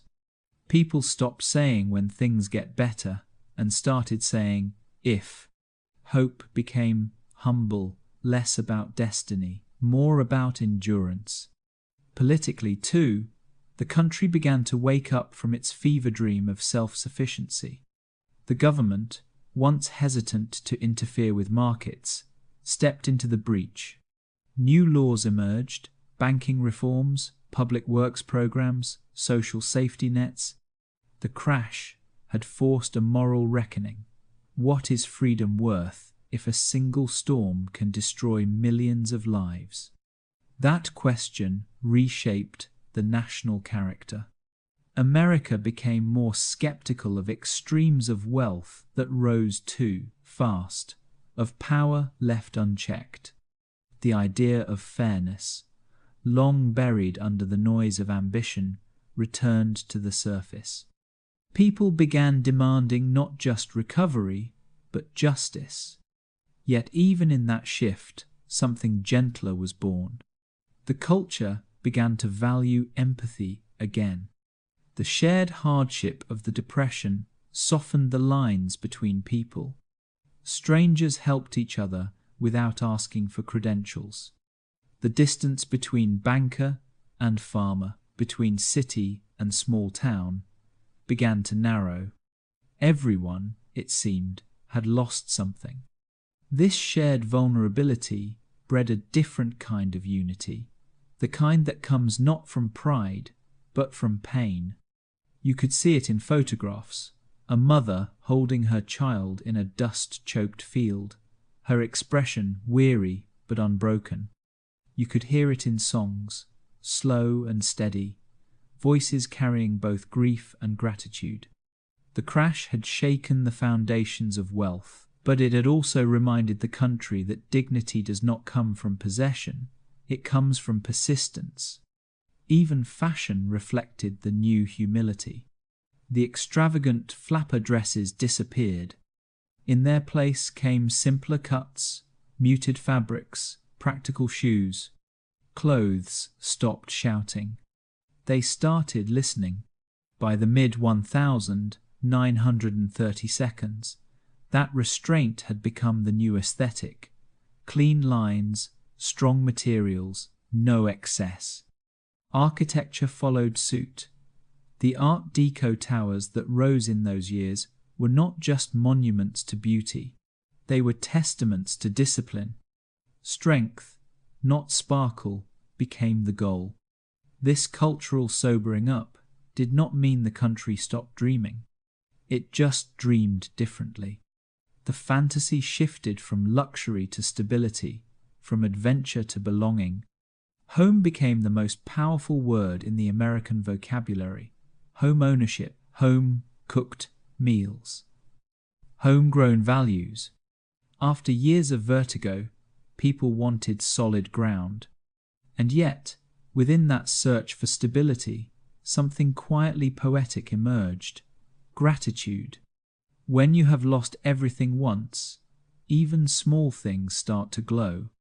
The smell of bread baking, the first paycheck after months of waiting, the sound of a neighbor's knock offering help instead of judgment. These became the new luxuries. The crash had erased illusions, but it had not erased wonder. If anything, it made wonder purer. Writers noticed it too. John Steinbeck wrote that the last clear function of man is to endure and to find meaning in endurance. That sentiment became the quiet mantra of the 1930 seconds. Endure. Not grandly, not heroically, but with grace. Even the laughter changed. People did not laugh to forget anymore. They laughed to survive. Jokes became small acts of rebellion, proof that despair had not won. You could hear it in bars, in factory lines, in the way someone would say, "At least the coffee's still hot." Humor became the new currency of hope. Looking back, the cultural transformation of the crash years was not about destruction, it was about recalibration. The country learned to see value where it had never looked before. In work, in craft, in patience, in each other. It is easy to call the Great Depression an economic catastrophe. But culturally, it was also a reckoning, a turning point between arrogance and awareness. The 1920 seconds had asked, "How high can we climb?" The 1930 seconds asked, "How deep can we care?" And maybe that is the quiet gift hidden inside every collapse. It strips away the decorations and leaves the foundation bare. And once you are staring at the bare foundation, you can finally decide what kind of world you want to build again. When the smoke cleared, America did not look the same. It looked older, wiser, more honest. The skyline was still there, but behind it lived a different kind of light, less dazzling, more human. A country that had once chased fortune now began to chase meaning. And in that pursuit, bruised but breathing, it found something it had almost forgotten: itself. History does not repeat itself exactly. It whispers. And the whisper of 1929 has never gone silent. You can still hear it every time a market chart surges upward too fast. Every time a new technology promises to change everything. Every time confidence begins to look suspiciously like faith. The faces have changed, the screens have replaced the ticker tape, but the rhythm is the same: excitement, denial, collapse, regret. The Great Crash was not just an event, it was a pattern, a blueprint for how human optimism builds and how it unravels. Take the housing bubble of 2008. The story began differently, but followed the same emotional arc. People borrowed what they could not afford because everyone else was doing it. Banks turned risk into profit, convinced that the old rules did not apply anymore. Politicians called it innovation. Economists called it efficiency. It all sounded new, but it was not. It was 1929, rewritten in modern grammar. When it broke the same way. Panic in trading rooms, disbelief on faces, numbers falling faster than comprehension. Only the clothing had changed, suits replaced by hoodies, ticker tape replaced by glowing screens. But beneath the technology, the same fragile psychology pulsed, the ancient human refusal to believe that a climb can end. We tell ourselves we are smarter now. We have data, algorithms, regulations. We say, this time is different. That phrase has been repeated before every collapse in history. It is almost an invocation. Each generation believes it is immune to gravity until the floor shifts again. The crash of 1929 was not caused by greed alone. It was caused by forgetfulness. The belief that progress erases risk. That is what makes it timeless. Look around today. The markets are digital now, global, instant. Money moves faster than thought. A rumor can erase billions in a second. It is as if the entire world is living inside the same nervous system, and when one neuron panics, the whole body trembles. You could call that efficiency or fragility. The parallels extend beyond money. Social media feeds run on the same principle as speculation, constant motion, endless optimism, the illusion of control. Everyone's a participant. Everyone's invested in attention, in identity, in numbers that rise and fall without meaning. When those numbers drop, when the algorithm shifts, it feels almost the same: the sinking stomach, the disbelief, the sudden silence after noise. What the people of 1929 discovered, we keep rediscovering. Confidence is a collective hallucination. It is real only as long as everyone believes in it, at once. When belief fractures, reality rushes in. There is a reason images from the crash resurface whenever crisis returns. Photographs of men standing outside the exchange, newspapers clutched in hand, look eerily familiar next to shots of traders watching red screens in 2008, or cryptocurrency investors watching graphs collapse in 2022. The technology changes, but the posture is identical: hands on temples, disbelief in the eyes, the same quiet question: how did this happen again? It happened because emotion never modernizes.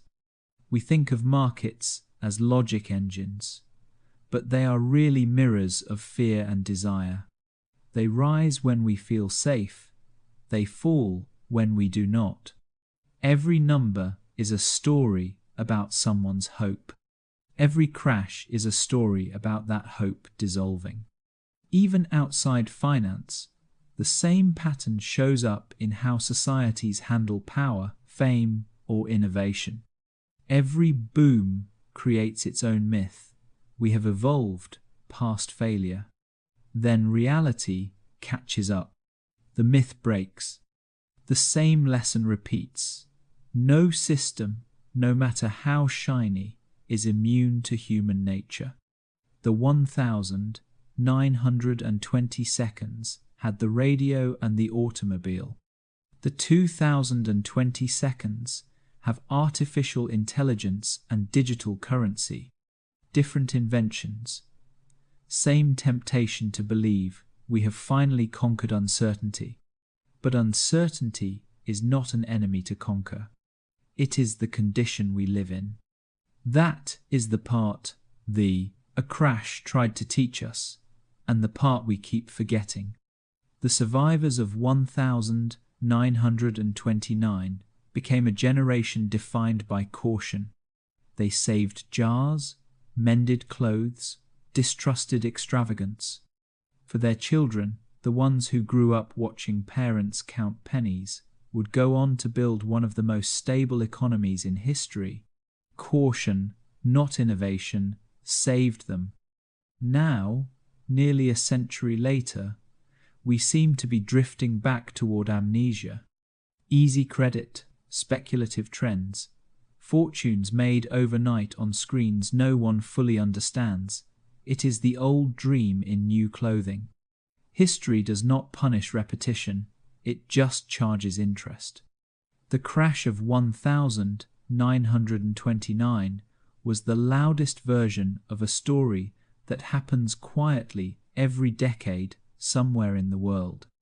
A bubble of belief expands until it touches the edges of physics, and then pop, it becomes honesty again. But honesty, though painful, is the cure. That is what people in 1929 eventually discovered. When the glitter faded, what remained was not emptiness. It was clarity. They learned the difference between growth and greed, between value and vanity. The recovery was not just economic, it was moral. You can trace that same moral arc in later collapses. After 2008 came a new awareness of inequality, of exploitation, of systems too big to fail, yet too fragile to trust. After each fall, society rediscovers humility for a while, until memory fades and the cycle begins again. Perhaps that is why stories of the Great Depression still haunt us. They remind us that the line between confidence and delusion is thin, and that intelligence does not protect against emotion. They whisper a warning. Every era believes it is the exception. None are. Still, there is a comfort in recognizing the pattern. Because if collapse is cyclical, so is renewal. The people who lived through 1,929 eventually rebuilt, not the same world, but a wiser one. They built safety nets, laws, habits. They taught their children to live within limits. They learned the hard way that resilience does not come from avoiding risk but from surviving it. That is the inheritance they left us, not their fear, but their realism. And yet, if you listen to the news today, you can almost hear the same music playing again, the excitement of new wealth, the mantra of infinite growth, the denial of limits. The dance continues. We are always one step away from believing the floor will hold forever. Maybe that is why we keep telling stories about 1,929, not just to remember, but to warn ourselves. To remind ourselves that progress without humility eventually corrects itself. Because the market, like life, has gravity, and gravity does not negotiate. The crash taught us that every boom carries a shadow, that prosperity demands empathy, that optimism without caution becomes cruelty. It is a lesson that does not age, because human nature does not either. If the past whispers, the question is whether we still know how to listen. When you look at old photographs of men standing outside the exchange in their rumpled suits, you are not seeing strangers. You are seeing us only earlier in the cycle. You are seeing what happens when confidence runs out of air. And maybe the point is not to stop believing altogether, but to believe differently, to invest less in the illusion of control and more in the practice of awareness. To remember that stability is not permanent, but kindness can be. That is the real modern parallel. Not that history repeats, but that it invites. Each generation gets a chance to hear the echo of the last one and decide, will we listen or will we need to fall again to remember how fragile we are? The choice, as always, is ours. And if we ignore the whisper long enough, it will return as a roar. If there is one thing every collapse leaves behind, it is a mirror. When the noise fades, you are left staring at your own reflection, what you valued, what you ignored, what you were willing to risk for comfort. The crash of 1929 turned that mirror on an entire generation. And what it showed was uncomfortable. It revealed how easily belief can become blindness. For years, people had mistaken wealth for wisdom. The men who made fortunes were assumed to be brilliant, almost prophetic. They were not gamblers, they were captains of progress. When they lost everything, the myth cracked. The crash stripped away the glamour and left behind something ordinary, human error, repeated at scale. That realization changed more than markets. It changed conscience. People began asking new questions. What does success mean if it collapses this quickly? What kind of intelligence builds a system that can destroy itself in a week? What is the value of freedom if it only protects those already safe? Those questions did not have easy answers, but they reshaped the decade that followed. Out of disillusionment came reflection, and out of reflection came a quieter morality, one rooted not in ambition, but in awareness. The first moral lesson was about humility. The crash proved that no one, no company, no expert, no empire is immune to gravity. The smartest men in the world, armed with charts and confidence, had been wrong. That humbled people in a way no sermon ever could. It forced the world to see that progress is not linear. It bends, it breaks, it doubles back. The illusion of control was shattered, and for a moment, humanity remembered its scale. That humility became a moral foundation. It birthed caution where there had been arrogance. It made people question the ethics of endless growth. It turned extravagance into embarrassment and prudence into pride. The second lesson was about greed. The decade before the crash had glamorized excess. Spending was a sport. Borrowing was a lifestyle. The crash turned greed from a symbol of daring into a source of shame.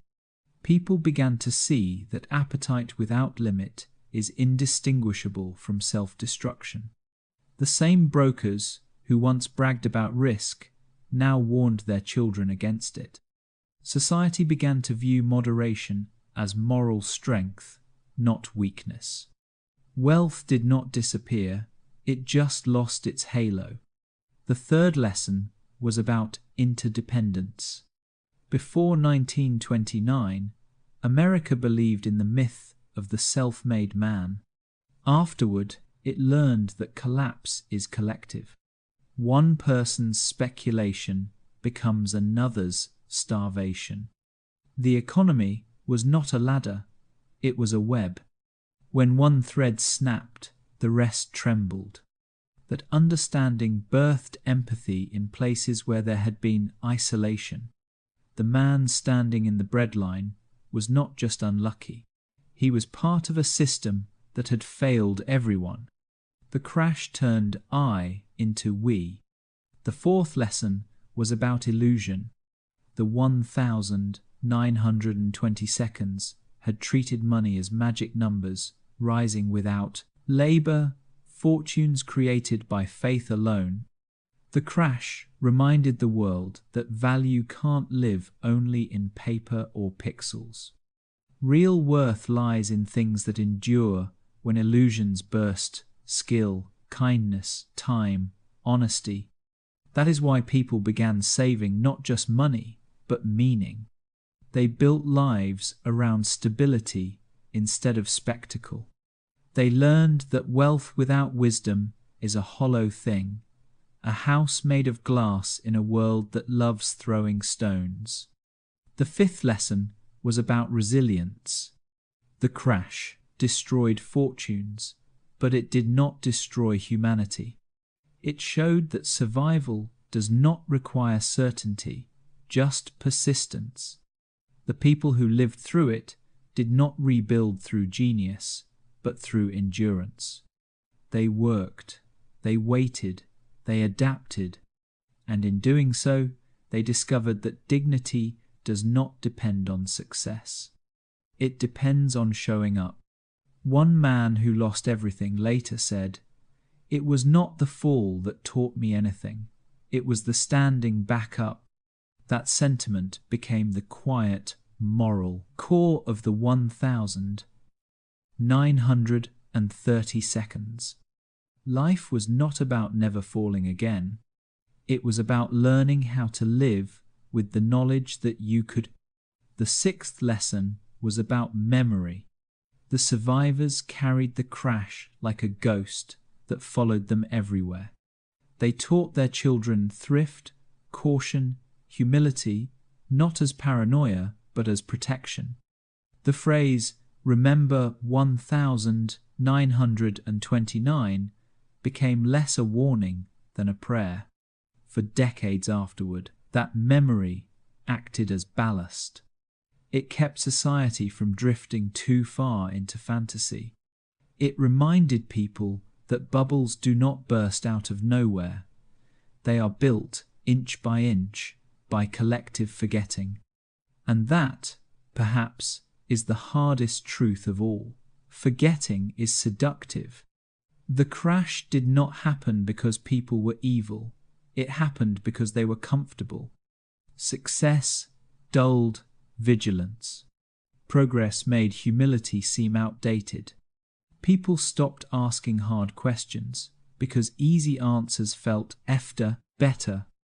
That is the real moral failure, not greed or speculation, but the refusal to remember that fragility lives in everything we build. In the aftermath, some tried to moralize the crash as divine punishment, a biblical cleansing of excess. But the lesson was smaller and more human. When we confuse comfort with safety, we stop noticing the cracks. That is the story that repeats through time. It is not about money, it is about blindness. Every era builds its own version of invincibility, a market, a technology, an empire, and every era eventually learns the same lesson, that no tower is too tall to fall, and no fall is final if humility returns afterward. For those who lived through 1,929, morality became simpler. They did not need manifestos or philosophies. They just lived differently.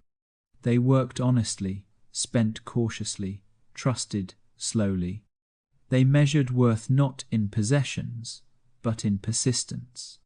That is what moral maturity looks like after catastrophe. not moralizing, but modesty. In a sense, the Great Crash was a teacher disguised as disaster. It stripped away everything superficial and left behind first principles: balance, empathy, restraint, respect for limits. It also revealed a subtler truth: progress without morality is not progress. It is acceleration toward a cliff. The generation that rose from the wreckage did not see the crash as failure. They saw it as correction, a painful but necessary reminder that prosperity has to serve purpose, not ego. That is the kind of wisdom that can only be learned the hard way, by losing what you thought mattered and discovering what actually does. Even now, when markets rise and optimism returns, the moral echo of 1929 still hums beneath the noise. It asks quiet questions that never age. Are we learning or repeating? Are we building safety or spectacle? Are we chasing growth or meaning? Those are the questions the crash left us with. They are not lessons you graduate from, they are lessons you live inside. Because in the end, morality is not about avoiding another fall. It is about remembering the ground beneath your feet and walking lightly enough not to break it again. By the time the panic faded and the last echoes of the crash dissolved into memory, something new had settled over the world, a long, thoughtful quiet. Not resignation, exactly. More like a pause. A collective exhale from a generation that had looked straight into the machinery of its own illusions and lived to tell about it. It is easy, from the distance of history, to flatten 1929 into a headline. The Great Crash. Numbers plummeting, banks closing, fortunes vanishing overnight. But for those who lived through it, it was not an event.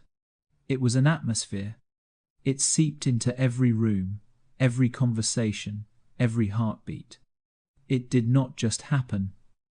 It stayed. And when it finally began to lift, people were different. The survivors did not speak of recovery in the way politicians did. Recovery, to them, was not about numbers or graphs. It was about quiet mornings, a warm cup of coffee that did not taste like fear, a job that lasted through the week. They had learned, painfully, that stability is the rarest luxury of all. You can almost imagine one of them, an older man, sitting at a cafe window in 1935, the hum of the street soft and steady again. He stirs his coffee slowly, watching sunlight spill through the glass. Around him, the world has resumed its rhythm. The shops are open. The factories hum. But in his eyes there is still a shadow, the memory of a time when all this had disappeared overnight. He does not hate the market. He does not worship it either. He simply respects it, the way you respect the ocean, beautiful, vast, and utterly indifferent. That is the quiet wisdom that the crash left behind. Understanding that control is an illusion and humility is a kind of armor. For a while, that wisdom shaped everything. People began to save, not hoard. They began to plan, not gamble. The generation that came of age during the Depression carried that restraint like a badge. They built families slowly, homes modestly, hopes carefully. Their lives might have looked smaller, but they were stronger in the places that counted. It is not the kind of triumph that makes for headlines. It is the kind that rebuilds a world. Because the crash, brutal as it was, did not destroy the human instinct to hope it purified it. It burned away the vanity and left only the essentials, the will to endure, the grace to adapt, and the humility to begin again. And in that way, the story of 1929 is not really about markets or money. It is about perspective, about what happens when everything collapses and you realize the ground underneath you still exists, that you still exist. For every man who lost his fortune, there was another who found his purpose. For every tower that emptied, a family learned how to live with less. The crash rearranged the world's definition of wealth, less about accumulation, more about connection. Neighbors became lifelines. Simple meals became rituals. The measure of success shrank but deepened. Years later, when the economy roared again, many survivors watched from a distance. They saw a new generation rise with the same old optimism, young people buying on credit, talking about endless growth.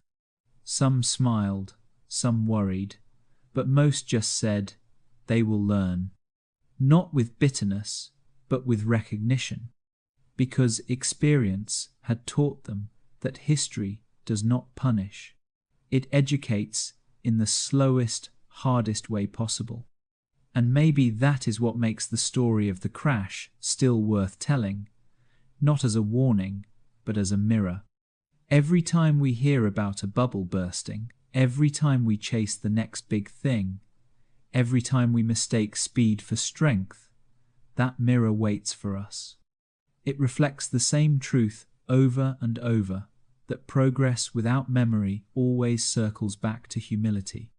When we look at those black and white photographs, the brokers on the steps, the bread lines in the snow, the quiet faces staring into nothing, it is tempting to feel pity. But if you look closely, there is something else in those expressions: resolve. They are not just mourning what they lost, they are measuring what remains. And what remained was enough. That is the quiet miracle of survival, the discovery that enough is a kind of abundance. The moral of the story is not that ambition is evil or that risk should be feared. It is that both need boundaries. Growth without reflection turns to greed. Confidence without caution turns to collapse. The people of 1929 learned this not through philosophy, but through hunger, through shame, through rebuilding brick by brick. It is easy to think of that generation as broken, but maybe they were simply refined, tempered by hardship, into something more enduring. Their world had shattered, yes, but when they rebuilt it, they chose stronger materials, community, empathy, realism. And maybe that is the real legacy of the crash, the reminder that ruin and renewal often arrive hand in hand. That collapse is not the opposite of progress. It is part of it, the painful correction that brings us back to truth. We can see echoes of that same cycle everywhere, when economies crash, when movements fail, when personal lives implode. The pattern is the same. First denial, then despair, then the slow return to meaning. We rebuild, not because we forget, but because we remember. In that sense, 1929 was less a tragedy than a teacher. It taught that wealth can vanish overnight, but integrity endures, that systems can fail, but people can choose decency anyway, that the world, though indifferent, can still be navigated with care. The crash stripped away noise, and what it left was honesty. Maybe that is the final gift of every collapse, the chance to start over, lighter, clearer, closer to what matters. When you stand far enough back, the crash does not look like an ending. It looks like a turning point. The day a civilization remembered its own humanity. And perhaps that is why the story still resonates a century later. Because we keep building new versions of the same illusion, and every so often the world reminds us gently or brutally, that balance matters more than brilliance. So, as the lights of the exchange flickered back on, and the streets of New York began to hum again, the people who had lost everything carried something priceless. Perspective. They would learn that nothing, no fortune, no institution, no promise, is truly stable unless it is rooted in humility. The market recovered. The nation rebuilt. But the best thing that survived was not the economy. It was the quiet wisdom that comes from surviving yourself. That is the real story of 1929. Not the crash, not the fall, but what came after: the stillness, the reawakening, the choice to keep living with eyes open. Because the end of certainty is not the end of hope. It is the beginning of understanding. And so, when we look back at the great crash of 1929, we are not just revisiting a chapter of financial history, we are revisiting a story about being human, about how entire nations can rise on faith, fall on fear, and still find their way back through something quieter than confidence: resilience. The numbers will always matter to economists. The billions lost, the percentage drops, the charts that fell like cliffs. But to the people who lived it, the meaning ran deeper. It was about mornings that began with uncertainty and ended with survival. About learning that hope does not vanish when the money does. It simply changes shape. The crash stripped away illusions and left behind a question that still follows us: what truly sustains us when everything else collapses? For the survivors, the answer was not theory or policy, it was each other.